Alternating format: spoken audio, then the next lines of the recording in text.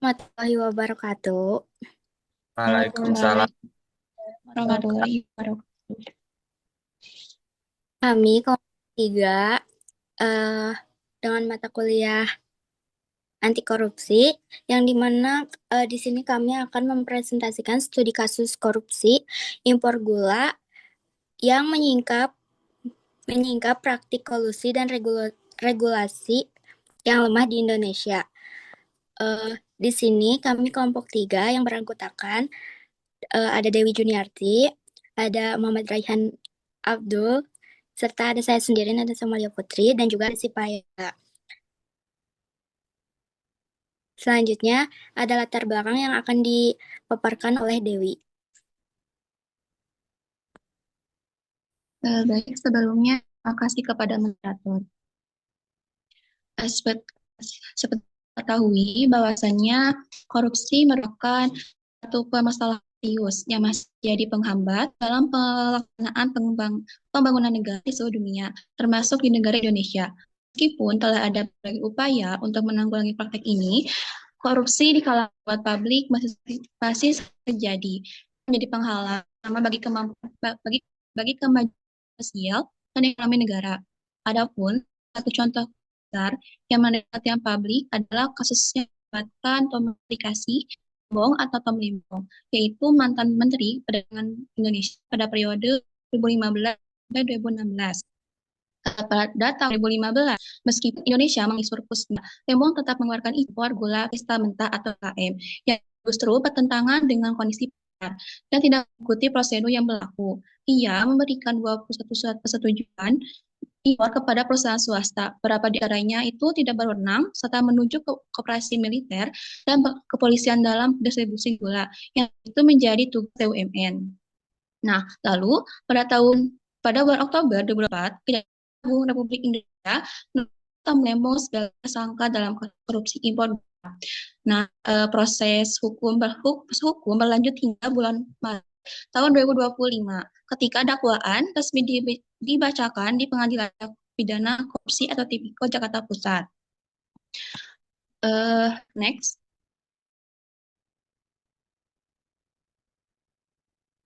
Adapun rumus salah dari penelitian ini, yang pertama ada apa saja faktor yang menyebabkan terjadinya tindak pidana korupsi dalam kebijakan impor gula yang dilakukan oleh Tom Lembong.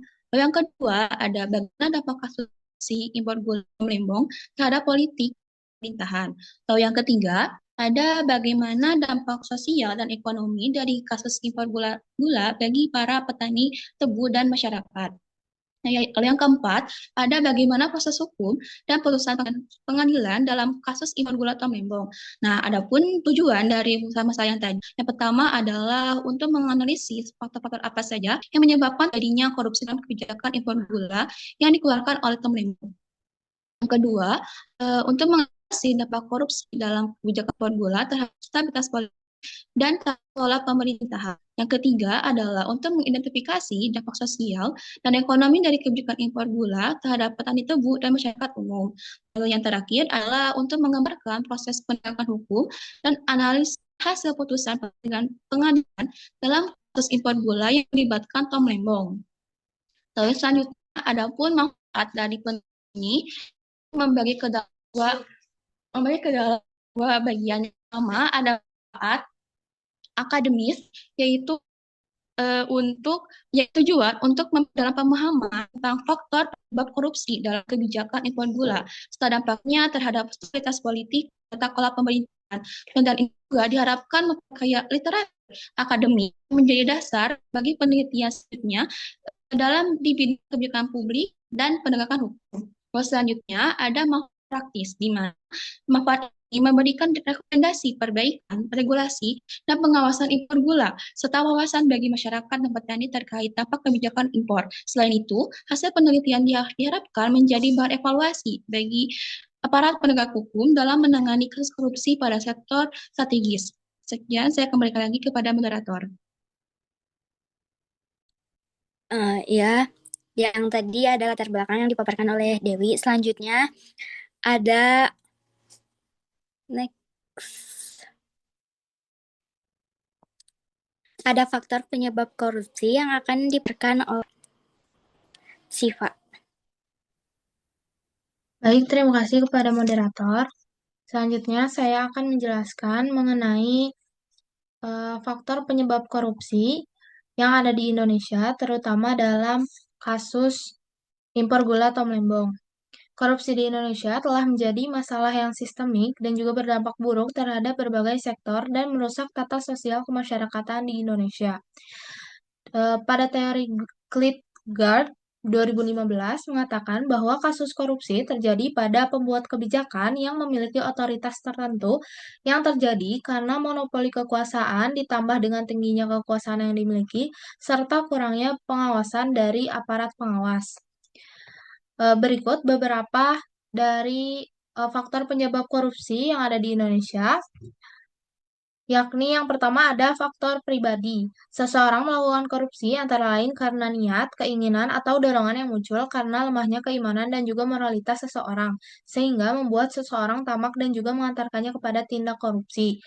Pada kasus Tom Lembong, eh, beliau diduga memberikan izin untuk pengimpor gula kristal mentah kepada perusahaan swasta tanpa melalui rapat koordinasi antar kementerian dan juga tanpa rekomendasi dari Kementerian Perindustrian. Kemudian yang kedua, kurangnya transparansi dan juga akuntabilitas. Proses pengambilan keputusan dalam penetapan kuota impor menjadi faktor krusial yang dapat membuka ruang bagi praktik korupsi. Publik tidak memiliki akses yang memadai terhadap informasi pertimbangannya, sehingga kurangnya transparansi dapat menjadi celah bagi lobi bisnis, gratifikasi, dan juga suap yang melibatkan pejabat dan juga pengusaha. Kemudian yang ketiga, lemahnya sistem pengawasan dan juga penegakan hukum. Ini sering terjadi ketika pengawasan internal, fungsional dari pimpinan juga pengawasan eksternal, yakni masyarakat dalam suatu organisasi tidak berjalan dengan efektif karena adanya tumpang tindih birokrasi, kurangnya profesionalitas pengawasan, dan juga ketidakpatuhan pengawas terhadap etika hukum pemerintahan. Bahkan dalam beberapa kasus, pelaku yang terlibat hanya mendapatkan hukuman ringan sehingga hal tersebut membuat pelaku tidak jerak. Kemudian yang terakhir, kultur dan juga nilai yang tidak mendukung integritas dan juga transparansi. Tindakan administratif yang tidak sesuai prosedur seperti penerbitan izin impor tanpa rapat koordinasi mencerminkan budaya kekuasaan yang tertutup dan juga kolutif sehingga menciptakan ekosistem yang tidak sehat dalam tata kelola publik. Kasus ini juga memperlihatkan bagaimana kebijakan negara bisa dengan mudah dimasuki kepentingan bisnis tertentu dan bahkan diduga melibatkan aktor yang punya kedekatan politik atau relasi keluarga dengan elit lain. Sekian dari saya kembalikan kepada moderator. Ya, mungkin tadi sudah dipaparkan oleh Sipa, ada 4 penyebab korupsi yang terjadi di Indonesia. Selanjutnya, faktor penyebab korupsi. Selanjutnya ada dampak korupsi terhadap politik dan juga pemerintah. Yang dipaparkan oleh saya sendiri. Korupsi itu merupakan suatu bisa dibilang bencana yang dapat berdampak kepada politik juga serta pemerintahan. Merajalela sistem peradilan maupun lembaga eksekutif dan legislatif, fungsi pelayanan publik menjadi timpang penegakan hukum akan menjadi melemah jika korupsi itu merajalela.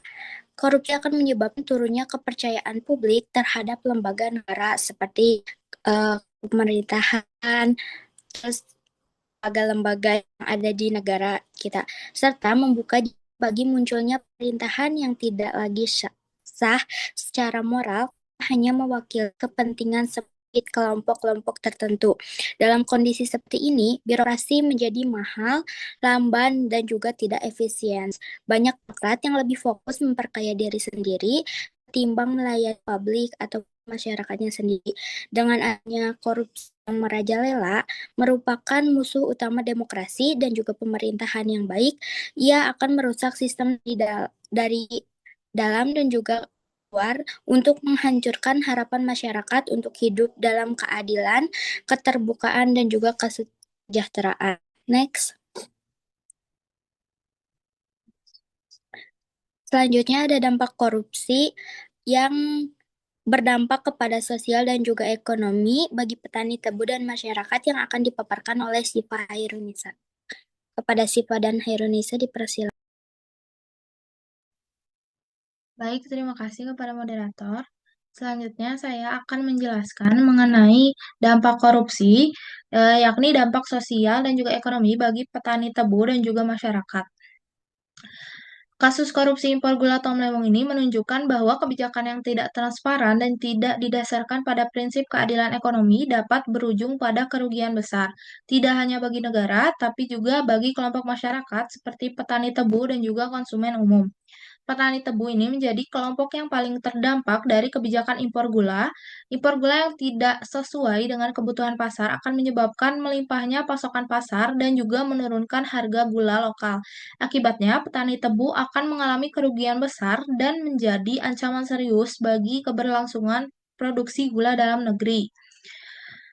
Eh, Selain itu, kebijakan impor yang koruptif juga menciptakan ketidakpastian dalam dunia pertanian. Petani akan kesulitan merencanakan musim tanam dan panen dengan tenang karena khawatir akan tiba-tiba masuknya gula impor yang menjatuhkan harga. Selain itu, salah satu tujuan utama pemerintah melakukan impor juga adalah untuk menjaga stabilitas harga dan juga menjamin ketersediaan stok gula di pasar.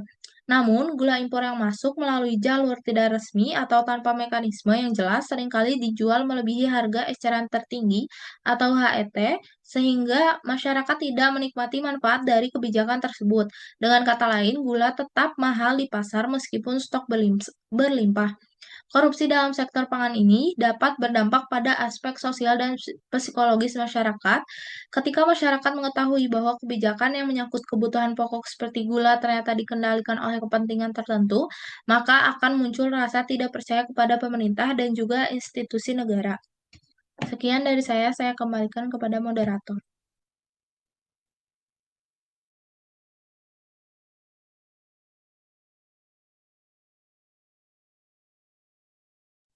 Baik, sudah dipaparkan tadi dampak korupsi kepada politik dan juga pemerintah, serta korupsi juga berdampak kepada sosial dan ekonomi. Bisa kan korupsi itu bukan faktor masalah utama yang banyak berdampak kepada publik umum. Ya, kepada yang di dalam lembaga tetapi luar lembaga pun ikut kena dampaknya. Serta ada proses hukum dan juga putusan pengadilan yang akan dipaparkan oleh saya sendiri. Kasus impor ini menyebabkan kerugian negara yang sebesar 578,1 miliar dengan berakibat aktor utamanya yaitu Tomlembong dijerat dengan pasal 2 ayat 1 dan juga pasal 3 jangko pasal 18 Undang-Undang Nomor 31 Tahun 1999 yang telah diubah dengan Undang-Undang 20 Tahun 2001 tentang pemberantasan tindak pidana korupsi, serta ada juga pasal 55 ayat 1 ke 1 KUHP yang dimana utama Tomlembong terancam hukuman penjara seumur hidup atau pidana penjara antara 4 hingga 20 tahun serta denda maksimal sebesar 1 miliar rupiah. Tergantung pada keputusan akhir pengadilan. Selanjutnya, next. Selanjutnya ada solusi korupsi sendiri yang akan dipaparkan oleh Raihan. Kepada Raihan, persilahkan. Terima kasih kepada moderator. Selanjutnya, setelah kita bahas, terdapat solusi dari studi kasus ini yang dimana kasus korupsi impor gula Tomlembong memberikan wawasan penting tentang perlunya transparansi, integritas, dan tanggung-jawaban pemerintah. Selain itu, ada kebutuhan mendesak untuk mereformasi peraturan dalam sistem izin impor guna menghindari penyalahgunaan kekuasaan oleh pejabat politik. Transparansi dalam pengambilan keputusan publik seharusnya menjadi prinsip dasar dalam pengelolaan pemerintahan, termasuk dengan memberikan akses informasi yang terbuka kepada masyarakat untuk mengawasi kebijakan strategis untuk menciptakan sistem pemerintahan yang lebih bersih dan responsif terhadap kebutuhan warga. Utamanya, pendidikan tentang pencegahan korupsi harus diajarkan sejak dini di semua pendidikan untuk membangun budaya integritas dalam masyarakat Indonesia. Next. Selanjutnya, setelah kita bahas rapat kesimpulan kasus korupsi yang terkait dengan kebijakan Gula mencerminkan betapa rendahnya sistem pemerintahan terhadap tindakan penggunaan kuasa jika prinsip pemerintahan yang baik tidak ditindakkan. Penyimpanan dari prosedur dalam kebijakan ini tidak hanya menyebabkan kerugian finansial bagi negara, tetapi juga memberikan dampak langsung pada kesejahteraan petani tebu serta mempengaruhi stabilitas harga di masyarakat. Dampak yang lebih luas terlihat berkurangnya kepercayaan masyarakat terhadap lembaga pemerintah, mengganggu legitimasi politik serta yang ada. Berdasarkan analisis yang dilakukan, dapat diidentifikasi bahwa penyebab utama korupsi dalam kasus ini adalah rendahnya pengawasan, kurangnya koordinasi antara instansi, dominasi kekuasaan oleh satu pihak, serta adanya pribadi yang mengabaikan kepentingan. Kasus ini merupakan cerminan nyata bahwa upaya untuk memerangi korupsi tidak hanya berkutat pada tindakan hukum, tetapi juga memerlukan perbaikan sistem dan lain-lain dalam birokrasi pemerintahan. Sekian, terima kasih. Saya kembalikan kepada moderator. Mungkin itu saja yang dapat kelompok kami sampaikan terkait korupsi tentang impor gula yang sedang hangat di negara ini. Kurang lebihnya maaf. Wassalamualaikum warahmatullahi wabarakatuh. Waalaikumsalam warahmatullahi wabarakatuh. Waalaikumsalam warahmatullahi wabarakatuh.